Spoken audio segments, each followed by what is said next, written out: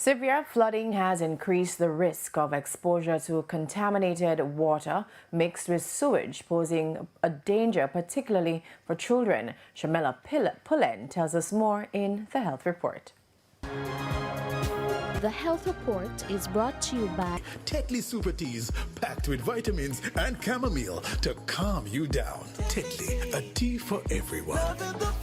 Floodwaters often contain sewage, chemicals and other contaminants which can carry infectious agents like bacteria, viruses and parasites. These children are at risk of developing waterborne diseases, as well as gastrointestinal diseases, resulting in vomiting and diarrhea. Waterborne diseases including cholera, and other infectious diseases, leptospirosis as well. Another risk that they are exposed to is the emergence of vector-borne diseases or further increase in vector-borne diseases such as dengue or malaria. Children are particularly vulnerable because they might be tempted to play or wade in the water, increasing their risk of exposure. Health officials warn that these illnesses can cause serious long-term complications. These children, when afflicted, become significantly dehydrated.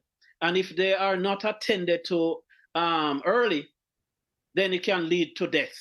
And especially in the time of hurricane, when access to hospital and health centers is already limited, then it presents even or compounds even the risk even greater. While medical treatment is available, prevention remains the most effective protection. Children usually present with vomiting and diarrhea. And so one of the first line treatment is rehydration.